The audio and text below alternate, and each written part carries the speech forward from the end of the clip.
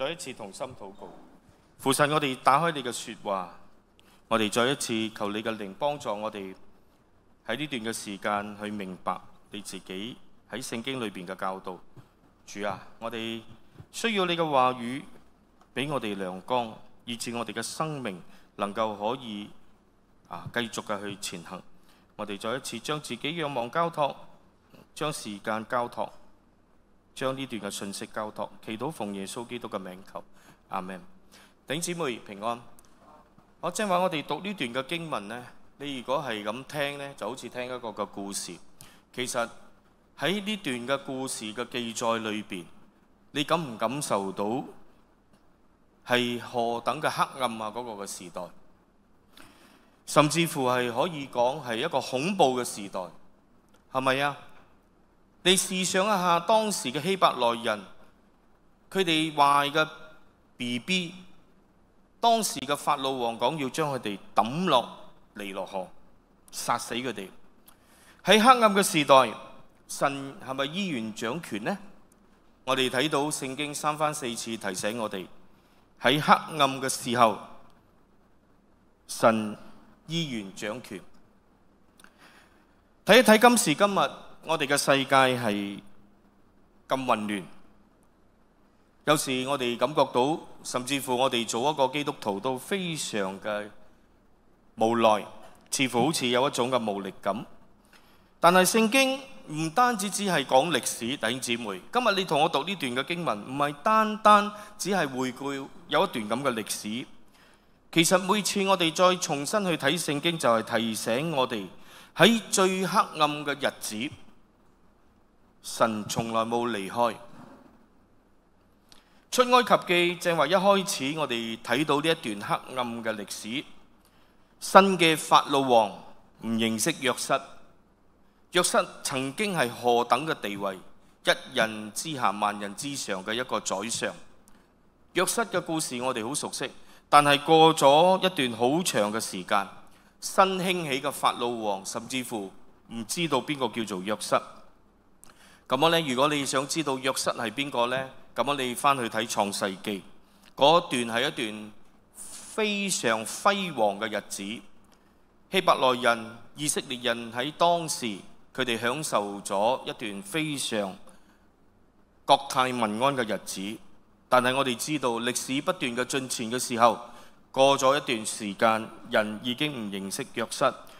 當時嘅法老即係埃及王呢，因為睇到呢一個嘅以色列人越嚟越旺盛，人口越嚟越多，開始就壓迫以色列人，要佢哋做苦工，使佢哋冇自由做奴隸。最惡毒嘅係乜嘢呢？生男嬰嘅一律要抌喺河裏邊。咁樣，當你睇呢段嘅經文，你會唔會諗到，當時神到底喺邊度呢？但係我哋知道神冇沉默，神從來都冇收工。佢開始用一個平凡嘅媽媽，一個好細嘅信心，編寫咗一個拯救嘅計劃。所以今日喺呢一個嘅母親節，我特別選咗呢一段嘅經文，就係講到摩西嘅媽媽，上帝如何嘅去使用佢。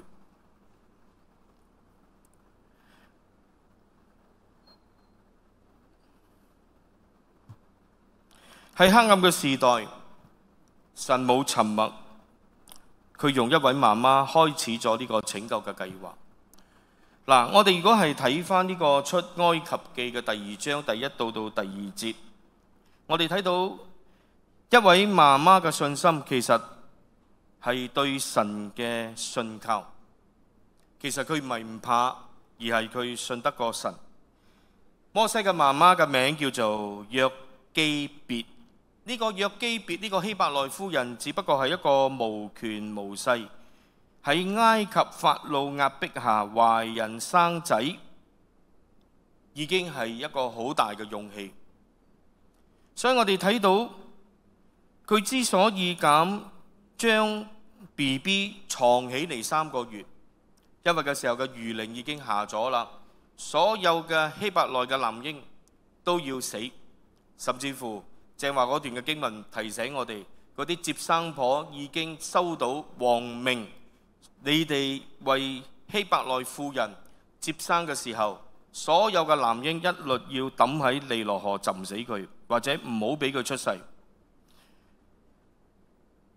所以我哋睇到呢，佢之所以咁藏嘅 BB 3個月，唔係因為佢天生大膽，而係因為我哋睇見呢個希伯來婦人，佢信得過神，佢信得過神。我哋點樣知道呢？喺正話嘅希伯來書嘅11章嘅23節裏邊所講嘅呢段嘅經文講到，因着信摩西生下來，他的父母見他係個俊美嘅孩子。嗱，呢個俊美嘅孩子呢，唔係淨係講佢靚。如果你睇英文嘅翻譯呢，係一個非凡嘅孩子。佢身為一個母親，佢一個嘅眼光，佢睇到呢個嘅孩子係神要保留嘅。等我哋可以咁去推測，所以佢就將佢藏起嚟3個月，並不怕王嘅命令。所以希伯來書話俾我哋聽，佢係因為嗰個信心，佢信得過神。所以佢係因為信，佢將呢一個嘅 BB 留落嚟，佢相信呢個嘅 BB 神喺呢個細蚊仔嘅身上有一個特別嘅計劃，所以佢就保護摩西佢哋呢個嘅家庭。佢唔係靠佢自己嗰種嘅勢力膽量，而係佢講神要透過呢個嘅 BB 一定有所作為。所以呢啲都係我哋後來喺新約聖經裏邊希伯來書講到信心嘅呢個嘅篇章，特別喺呢個嘅11章。11章喺希伯來書新約聖經成篇都係講信心嘅英雄。所以約基別、摩西嘅媽媽同爸爸咧列入咗呢個信心嘅英雄榜。雖然冇將佢嘅名列出嚟，但係佢講佢嘅父母就係代表咗約基別、摩西嘅爸爸暗蘭。所以我哋睇到呢，神可以透過一個平凡嘅媽媽嚟到去實現佢嘅計劃。首先，佢俾呢個平凡嘅媽媽一個嘅信心。呢個嘅信心呢，就係佢信得過神，佢知道神能夠可以完成佢嘅計劃。然之後，我哋喺呢個嘅經文亦都睇到喺第2章嘅3至6節，3個月過後，我哋睇到 BB 會大㗎嘛，係嘛？哇！你諗下，即係一個希伯來嘅家庭，何等嘅信心 ？BB 會喊嘅喎，喊會有聲嘅喎。所以如果喊到有聲，如果啲官府嘅人啊，佢哋會入嚟查嘅喎。所以喺呢3個月入邊過後呢， BB 越嚟越大啦，已經藏唔住啦。約基別冇得選擇，但係冇選擇唔代表冇放棄啦，好重要，弟兄姊妹。好多時候我哋嘅生命、我哋嘅生活都係一樣。我哋好多時候好似好無奈，大環境好似你諗下，當時約基別呢個嘅家庭，呢個 BB 3個月已經藏唔住啦，冇得選擇。一定要送走去啦，唔係冇得選擇，係成個嘅環境呢，係點樣講呢？係唔係到你選唔選，而係會再咁樣落去呢，就會暴露痕跡噶啦，會惹嚟殺身之禍。你知唔知道？唔係淨係殺死個 BB 啊，係成家人會一齊死噶。如果係留意到，如果係俾發現到，所以我哋學習到嘅功課就係喺冇選擇嘅情況底下，唔代表我哋要放棄。你睇下呢個做媽媽嘅呢，點樣嚟到唔放棄呢？首先呢，佢就編咗一隻箱，呢個箱呢，就係攞嗰個蒲草嚟到去，然之後油上嗰個嘅柏油同埋石灰，俾佢唔入水就將個 BB 呢放入嗰個嘅尼羅河。你知唔知道？當佢將個 BB 放落嘅尼羅河，我哋就覺得容易。你試諗一下，你代入你如果係約基別，你係一個媽媽，你要將個 BB 放落嘅尼羅河，俾個河水飄走去。哇！呢個係一個好大嘅信心。佢呢個嘅信心從邊度嚟呢？翻正話嗰段嘅經文希伯來書，因着信，因着信，都係因為一個嘅信心。佢因着信，佢唔係講信天信地信其他嘅嘢，因為佢係一個希伯來嘅婦人，佢信耶和華，佢信呢一位拯救佢哋從埃及出嚟嘅呢一位創造佢哋嘅主呢一位創造佢哋嘅主。所以我哋亦都睇到咧，尼羅河當時成為一個殺人嘅工具。尼羅河係咩啊？尼羅河係殺人嘅河，所以尼羅河係人當時攞嚟殺害，但係神卻係用尼羅河成為一個拯救。睇唔睇到啊？殺人河變開拯救河，哇！呢個係一個乜嘢嘅神蹟啊？係嘛？所有幾多個已經希伯來嘅 BB 已經抌落嘅尼羅河，佢哋睇到嘅尼羅河，呢個希伯來人第一個嘅印象諗到呢，就係殺人河，死開無數嘅希伯來嘅 BB。但係神卻可以擰轉扭轉，將殺人河變成咩呀？拯救河。所以呢個俾我哋睇到呢，神冇收手，神冇撒手不理，神冇收工，神仍然工作。神冇令到呢個嘅蒲草箱呢飄去一個冇人嘅角落，冇人睇到。神安排卻係一個好奇妙嘅安排。我哋睇到呢，就呢個法老嘅女兒，即係埃及王嘅女兒呢，喺當時啱啱喺嗰陣時呢，就去呢個嘅尼羅河嗰度沖涼。呢個呢係佢哋以前佢哋係會去到呢個嘅河邊嗰度沖涼嘅。神就安排佢見到呢個嘅 BB 嘅心動啦，就有可憐嘅心，一個憐憫嘅心，所以呢，就安排佢嚟到收養咗呢個3個月大嘅摩西。所以你睇唔睇到啊？每一步我哋睇到都好似係巧合，但係每一步都係神嘅設計。所以今日我哋嘅生活都係嘅。有時我哋睇嗰樣嘢嘅殺害，嗰種嘅毀壞，嗰種嘅傷害，好似尼羅河令人生畏，一睇落去係殺人河。但係上帝可以令原本對我哋不利嘅成為一個嘅拯救。似乎我哋睇到我哋好無奈、好無力，好似呢個約基別呢個做媽媽嘅，佢信靠神。我哋似乎睇到好似好多嘢係好巧合。同樣嘅，今日你所經歷嘅，又或者你唔留意嘅時候，你覺得有咁啱得咁巧，好彩我好運，啱啱剛剛。其實係咪啊？其實唔係嘅。喺聖經好多嘅時候話俾我哋聽，我哋好似唔明嘅情況，但係好多睇落去好似係巧合嘅，好多時候甚至乎係每一個嘅時候，背後都有神嘅手喺度設計安排。所以弟兄姊妹，今日我哋所面對種種嘅困難，今日我哋嘅生活，我哋嘅生命，我哋亦都要有呢一份嘅信心。我哋要睇我哋嘅每一步，當我哋如果去肯信靠嘅時候，每一步都係神精心嘅設計，每一步都係神幫我哋鋪排。所以我哋需要呢一種嘅信心嚟到去信靠神。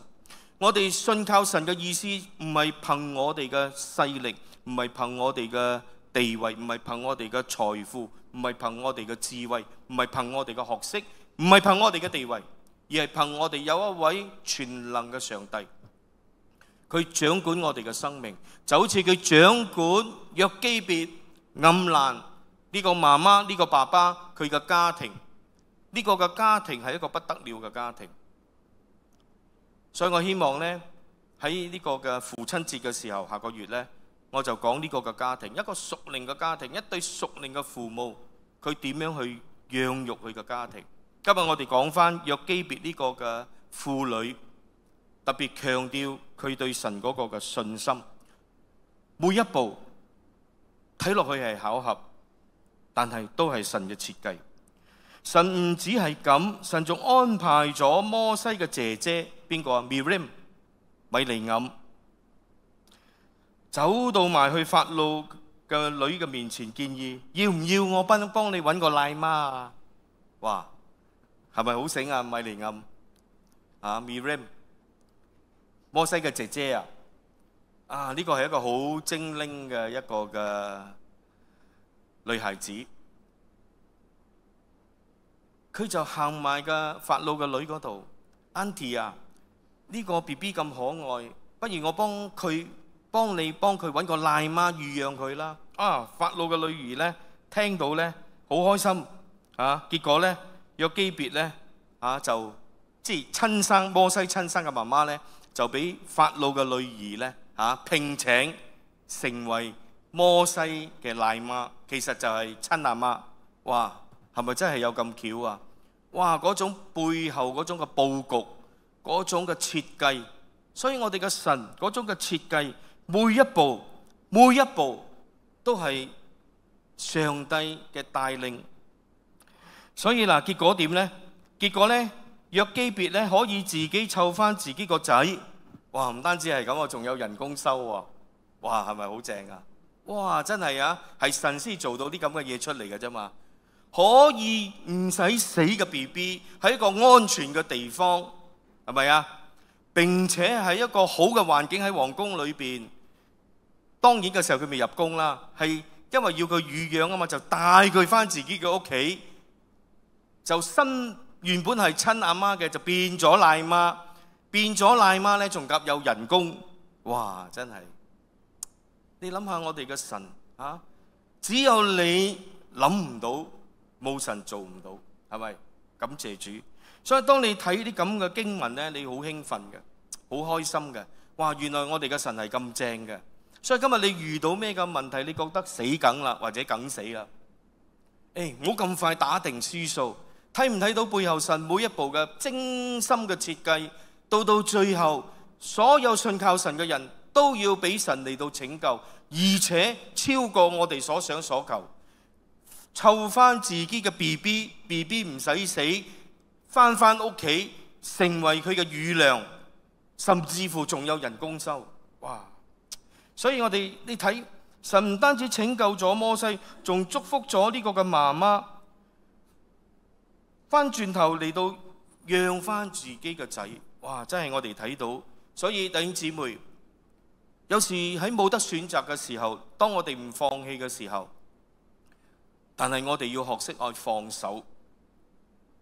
放手嘅意思咧，就好似你睇摩西嘅媽媽約基別，佢可以攬住摩西唔放，到最後會招嚟殺身之禍， BB 要死，甚至乎成家人都要死。但係當佢願意放手嘅時候，嗰一刻將嗰個嘅蒲草箱放落嗰個嘅尼羅河嘅時候，哇！嗰一刻嘅信心，有時上帝都要求我哋要有呢種嘅信靠。有乜嘢喺你嘅手裏邊多年解決唔到嘅，係因為點解呢？你唔放心放手俾神去幫你處理，因為你覺得一放手就係放棄。你講我冇得選擇，但係冇得選擇唔代表我哋要放棄。我哋可以放手讓神去幫助我哋。所以嗱，呢個係一個好重要嘅屬靈嘅真理。有咩嘢喺你生命裏邊，你到而家仲死搲住唔放，導致你到而家，你覺得當我一放開手，我控制唔到啦，嗰樣嘢就會失控啦。剛剛相反，上帝講：當你放手，你交託俾我嘅時候，我會為你精心嘅設計一條你從來冇諗過嘅路。我俾你一個嘅方法，以致超過你所想所求。而且嗰個嘅結果係美好嘅，所以弟兄姊妹，放手唔代表放棄。所以今天早晨，上帝要同你講乜嘢呢？有咩嘢係你死搲住唔放嘅呢？一啲嘅關係，一啲嘅利益，或者一啲你裏邊你揮之不去嘅一啲嘅苦毒，一啲嘅唔原諒，唔可以寬恕，一啲你半夜起身諗到你仲會喊嗰種嘅創傷。10年20年困擾住你嗰種嘅傷害，你要放，你要放。當我哋放手，神先至可以喺我哋嘅生命幫助我哋，我哋先至可以能夠重新嘅開始。就好似摩西等緊佢前面嘅係一條咩嘅路啊？就係一條喺皇宮裏邊度過佢人生最重要嘅時候，就係佢喺埃及嘅皇宮裏邊學晒所有埃及人嘅學問，佢受到一個好嘅教育，佢有一個好嘅訓練，以致佢喺日後佢到返去見法老嘅時候，帶領以色列人出埃及呢前40年係重要嘅，都係一個嘅訓練。所以我哋要去將自己交俾神，以致我哋能夠可以有更美好嘅、更光明嘅行我哋前面嘅道路。嗱，我哋亦都睇到呢，講返呢個做媽媽、做父母嘅係何等嘅重要，對一個細蚊仔嚟講。所以各位在座嘅父母，又或者屬靈母親、父親，乜嘢叫做屬靈母親、父親啊？其實我哋每一個人都可以成為人哋嘅屬靈嘅父親、屬靈嘅母親，就係我哋用我哋喺能夠接觸到嘅我哋嘅後輩，將我哋喺屬靈裏邊嗰種嘅影響力，幫助我哋嘅下一代去敬畏上帝。所以無論你係親生嘅，你有生過 BB 嘅，或者你係獨生嘅，又或者你冇生過 BB 嘅，又或者你講今日你嘅仔女都已經長大啦，其實你仲會係有一個父親、母親嘅角色喺屬靈嘅裏邊。當然，如果你仍然係乳養緊，你仍然係有細路哥仲喺你身邊嘅你啲兒女，就更加有意思啦。所以我哋睇到呢，神用短短嘅幾年去塑造佢嘅僕人。呢句説話點講呢？摩西喺法老嘅宮廷長大，佢係一個王子，但佢冇忘記自己係邊個。好奇怪喎，呢樣嘢係嘛？佢應該忘記咗自己係邊個啊嘛。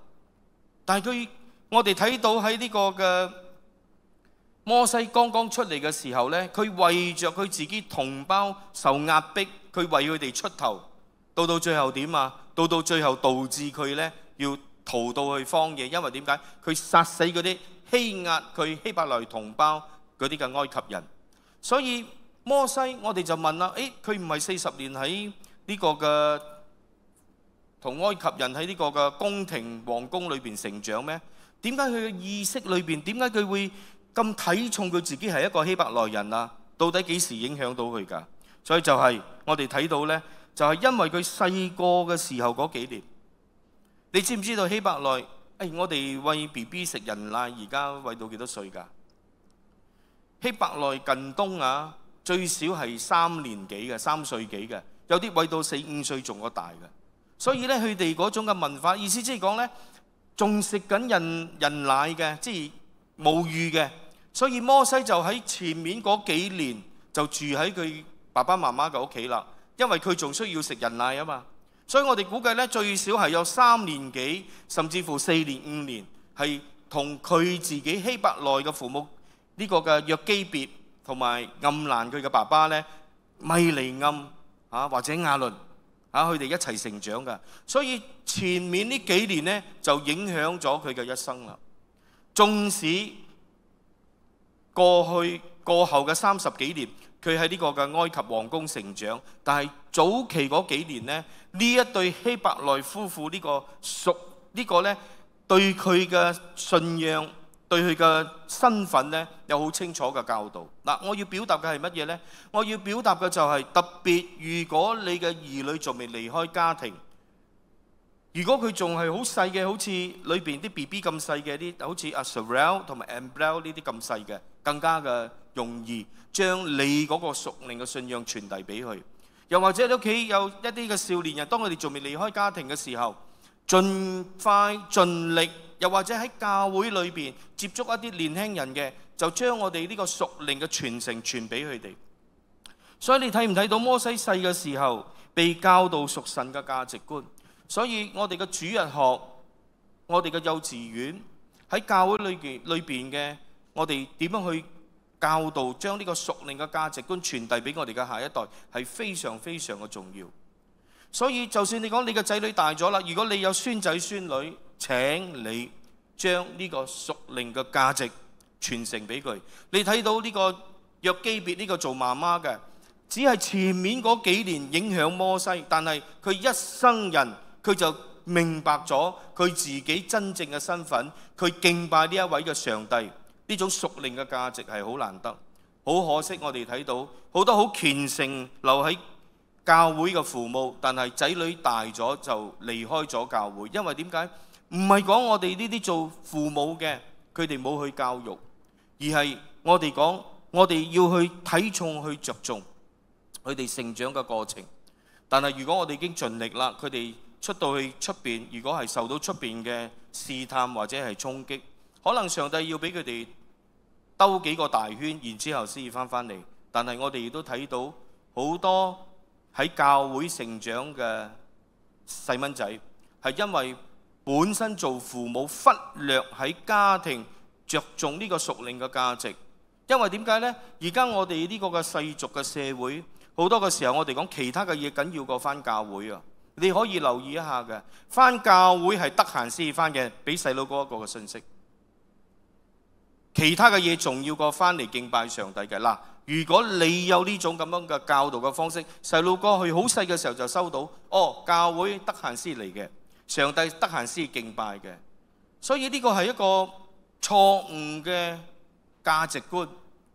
所以弟兄姊妹，我哋知道而家呢個嘅社會嘅風氣，我哋好睇重成績，我哋好睇重教育，我哋好睇重成就，所以好多嘅時候我哋都會將其他嘅嘢擺喺教會，又或者我哋嘅屬靈嘅價值之上，甚至乎上帝之上。所以唔出奇㗎，如果我哋嘅下一代唔願意留喺我哋嘅教會，唔願意繼續去返教會去敬拜上帝，所以呢個呢，我哋講呢，捉緊特別前面嗰幾年。如果你有孫仔孫女，捉緊前面嗰幾年，你必定要一個好正確嘅信息話俾佢聽，你嘅身份係乜嘢，你嘅價值觀係乜嘢，你嘅信仰係乜嘢。就好似約基別教導摩西乜嘢啊？你係希伯來人，你係敬拜上帝嘅。所以摩西佢好細呢一樣嘢呢，就奠定咗佢以後佢知道佢要點樣去敬畏呢位上帝。所以弟兄姊妹，呢份嘅信仰喺邊度嚟嘅呢？我哋睇見就係因為佢細個嗰幾年，佢嘅媽媽已經將神嘅價值觀灌輸入去佢心裏邊。所以我哋睇到希伯來書嘅11章24到25節講乜嘢呢？摩西長大了，他就不肯稱為法老女兒之子，佢唔肯認佢自己係法老女兒嘅仔啊！佢寧可與神嘅百姓同受苦害。所以呢個嘅信仰從邊度嚟嘅呢？唔係喺皇宮教嘅，係媽媽喺屋企，係神透過一位媽媽嘅口去教導佢嘅。所以媽媽或者你係做婆婆嘅，做公公爺爺嫲嫲嘅，如果你屋企有細路哥，你要透過你嘅口親自去教導你嘅孫仔孫女，你嘅兒女。我哋嘅少年人，我哋要親自嘅俾佢哋一個嘅榜樣，呢個係非常非常嘅重要。因為你睇到冇啊？幾年就可以塑造一個人嘅一生，你唔好睇小呢一樣嘢。然之後我哋都睇到神願意去使用所謂一個小小嘅一個嘅婦人。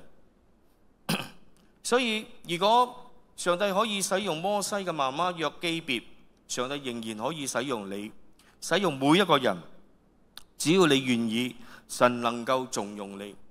所以神使用所有願意嘅人。所以弟兄姊妹，今日你未必係真係生 BB 一個親生嘅媽媽啊！你本身你冇生過 BB， 可能你係喺屋企裏邊服侍丈夫、服侍仔女嘅一個嘅姊妹。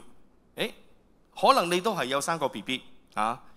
但係我哋講呢，無論你做乜嘢啊，只要你願意俾神去使用，甚至乎到目前為止，可能你仍然係獨身生活啊，你仲未結婚，你未有家庭，你冇小朋友。但係如果你願意成為佢哋嘅老師，成為佢哋生活嘅夥伴，無論你係做婆婆嘅、做嫲嫲嘅、做爺爺、做公公嘅，好似我正話所講，甚至乎喺教會嘅做一個弟兄、做一個姊妹係年長嘅，或者你退咗休嘅，但仲係又或者咧，你係一個嘅長者嚇，無論你嘅身份係如何，你唔好睇小你自己嚇，因為神唔係睇你做幾多，神係睇你願唔願意俾佢使用。所以你唔需要識好多嘅嘢，但係你如果願意俾佢使用呢，神可以用你。神唔只係用約基別，我再講，神仲用邊個啊？我哋睇到喺新約聖經，用羅爾幼尼基去塑造邊個啊？提摩太。佢跟佢嘅媽媽，跟佢嘅婆婆去學習，佢個外婆，佢唔係跟佢爸爸學習喎。所以你可能一生都冇生過 B 冇生過仔，但係你已經養咗好多個屬靈孩子，可以係咁噶，可以係咁噶。所以神可以使用我哋每一個人，只要你願意。所以上帝如果要成就一件事，佢未必要靠天使，未必要靠兵力勢力，神一般咧係靠信心。特別我哋睇到今日呢個有信心嘅母親，所以神嘅故事就係咁樣展開啦。呢個救贖嘅故事，我哋都知道以後摩西係帶領以色列人出埃及一個主要嘅領袖。呢個係我哋所熟悉嘅，但係佢嘅自細佢嘅故事，透過一位媽媽信心嚟到俾我哋睇到去塑造呢一位嘅上帝忠心嘅僕人。所以一位無名嘅母親可以寂寂無名。今日我哋但係喺法老嘅統治之下，喺法老嘅眼中，一個希伯來婦人佢算係邊個啊？喺佢嘅眼中佢係冇名嘅。喺法老呢個埃及王嘅眼中，佢係一個微不足道嘅人，但係佢用信心嘅行動，只係做一件事啫，佢照顧一個 BB 啫。所以今日我哋婦女主義高漲，我哋覺得要出嚟打工呢，賺錢呢，先係現代嘅婦女未必。其實如果你係被呼召，你唔係出去做工嘅，你係即係講喺屋企湊 B 嘅又或者你係照顧屋企做一個家庭主婦嘅，其實你嘅影響力唔會比一個喺出邊揾10萬8萬一年嘅婦女，又或者喺出邊俾8個鐘頭10個鐘頭做工嘅嗰個婦女，你嘅地位會低一啲。所以從來家庭主婦都係有佢嘅角色，從來就算你係一個退咗休嘅，都有我哋自己嘅角色。但係呢個係我哋一個嘅偏見。我哋覺得呢，我哋要出去，我哋要賺錢先至係呢，我哋係有價值。呢啲係因為點解呢？呢啲係父權主義。我哋已經被洗腦啦，我哋睇唔返，我哋見唔返聖經裏邊嘅價值。所以我哋要小心我哋要返去聖經嚟到睇，其實栽培一個人係需要一段時間。特別我喺度特別要向嗰啲你曾經有照顧過 BB 嘅，直到佢哋撫養成長嘅，又或者而家照顧緊 BB 嘅，我要奉神嘅名，我真係要奉主耶穌基督嘅名，我多謝你哋嘅付出。每一日你哋覺得自己只係做一啲微不足道嘅嘢，沖下奶、洗下奶樽、換下片，或者家庭主婦煮下飯、照顧屋企人，但係家庭係何等嘅重要。家庭係何等嘅重要，神係透過家庭嚟到去培育佢嘅僕人。好多時候我哋以為係咪教會啊？教會係其次，弟兄姊妹，重要係喺家庭。神唔急，神用400年等一個摩西出嚟。神唔怕黑暗嘅日子，佢可以喺最無望嘅制度底下開出一條希望之路。可能你預養細路哥，或者而家你所經歷嘅，可能係一段黑暗，係一段你覺得係一段好艱難行嘅路。但係神唔急，神等你，只要你願意同佢配合，願意同佢配合，你喺你自己嘅崗位裏邊，你記住，我哋可以透過我哋目前守住我哋嘅崗位，嚟到去將好嘅價值觀傳承俾我哋嘅下一代，帶俾我哋家庭。喺神嘅眼中，所有嘅母親，所有家中嘅女人，所有家中嘅長輩願意付出嘅對呢個家庭，喺神嘅眼中係寶貴嘅。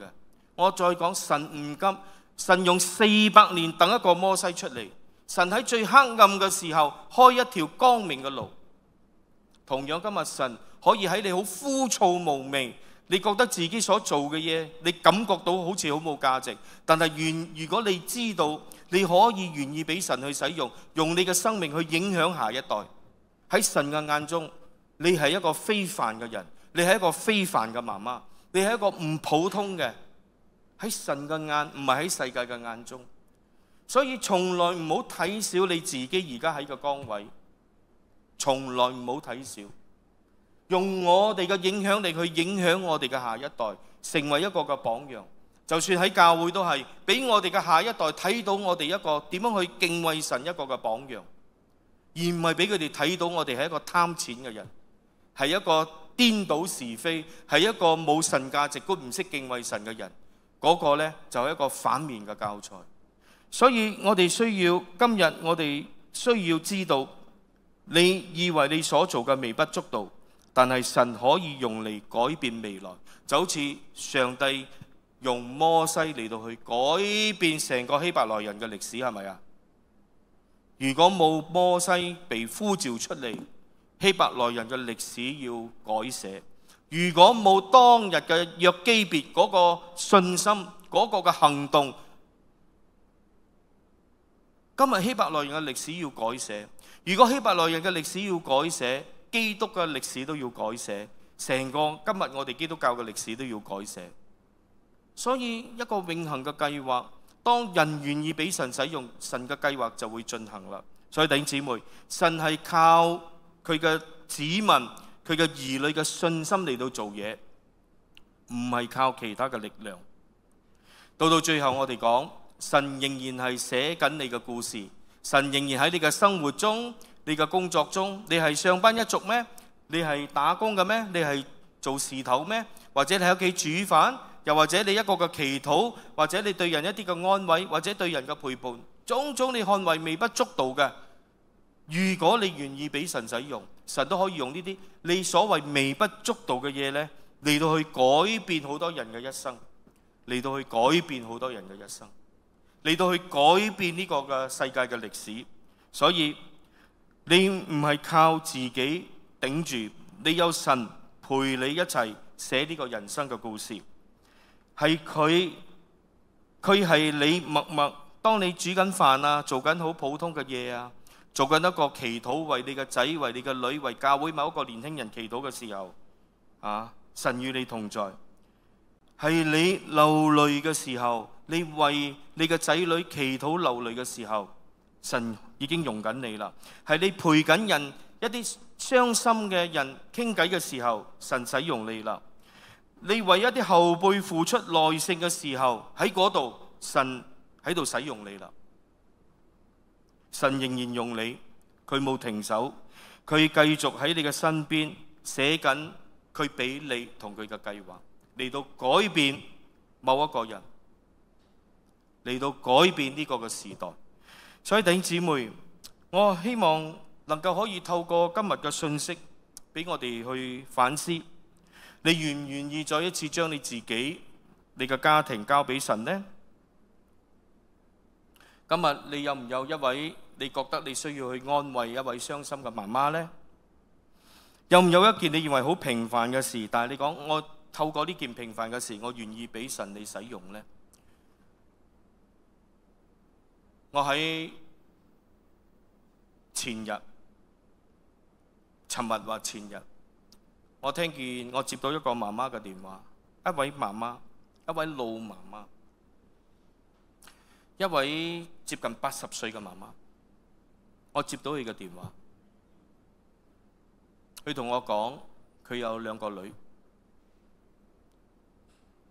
開始嘅時候，佢似乎同我講一啲傾下閒偈，但係到最後，我發現到佢揾我有另外一件事。但係佢喺講嗰件事之前呢，佢同我透露一個好傷心嘅故事，就係佢2個嘅女都唔孝順佢，佢2個嘅女都預備將佢最好你冇同我一齊住。呢個傷心嘅媽媽喺個電話裏邊，佢冇喊，但係你聽得出佢裏邊嗰種嘅痛，佢裏邊嗰種嘅無奈。呢個世界好多有傷心嘅媽媽，所以或者你亦都係一個傷心嘅媽媽，但係我哋知道，只要你知道你已經盡咗你做媽媽嘅責任，仔女點樣有時我哋控制唔到，但係我哋知道，如果我哋係基督徒，我哋需要明白嘅就係，雖然我哋自己嘅仔女唔聽話，雖然我哋自己嘅仔女或者好似呢位傷心嘅媽媽，兩個女唯一嘅兩個女都用咁嘅方式嚟到去對待佢。我識呢個嘅家庭，呢個嘅媽媽可以算得係一個好錫呢兩個女嘅媽媽。當然啦，呢個做爸爸嘅已經唔喺度開啦，所以咧佢哋就嫌棄呢個嘅老人家。當然我哋知道呢，一個家庭裏邊好多嘅故事，但係我從我個角度去聽，一個傷心嘅媽媽同我講緊傷心嘅故事。所以今日我亦都喺度呢個母親節呢，俾弟兄姊妹一個嘅勉勵。如果我哋講我哋要孝順我哋嘅父母，我哋未必可以俾到佢哋好多嘢，但係我哋能夠做一樣嘢嘅就係冇令佢哋傷心。我覺得呢個係最大嘅孝道。所以我哋如何去安慰呢啲傷心嘅媽媽呢？但願我哋聽咗今日嘅信息，我哋講主啊，我都願意俾你使用，去做一個安慰者，安慰一啲傷心嘅媽媽。又或者你都經歷過呢啲嘅傷心，或者你經歷緊呢啲嘅傷心，但係你要相信上帝聽傷心人嘅禱告，上帝會紀念你哋嘅付出。我哋都係唔完美嘅父母，但係我哋知道，當我哋願意俾神繼續去使用我哋，我哋可以繼續往前行，好冇？但願我哋喺最黑暗嘅時候，就好似今日嘅經文提醒我哋，神興起一位媽媽，成就咗佢嘅計劃。我哋都可以咁樣祈禱，主啊，求你用我哋，無論我哋嘅身份、年紀、角色，讓我哋成為你手中祝福下一代嘅器皿。我哋可唔可以咁樣祈禱呢？我哋一齊嚟到禱告。天父上帝，你今日再一次嘅呼召我哋，將家庭、服侍、身份交俾你。主啊，呢個嘅時候，我哋要重新嘅去將我哋自己交託喺你嘅恩手。主啊，求你好似喺呢個摩西生出嚟嗰個黑暗嘅時代裏邊，興起咗一位信心嘅媽媽，成就你拯救嘅計劃，咁樣嚟到去使用我。求你用我哋每一個人，讓我哋成為你手中祝福下一代嘅器皿。主啊，聽我哋嘅禱告。主啊，呢個時候我亦都為着喺我哋當中，又或者我哋所知道嘅一啲傷心嘅媽媽，我哋將佢仰望交託俾你。主啊，安慰佢哋，與佢哋同在，亦都讓我哋能夠可以去到佢哋嘅當中，俾佢哋安慰，陪伴佢哋。我哋如此祈禱，奉耶穌基督嘅名求，阿們。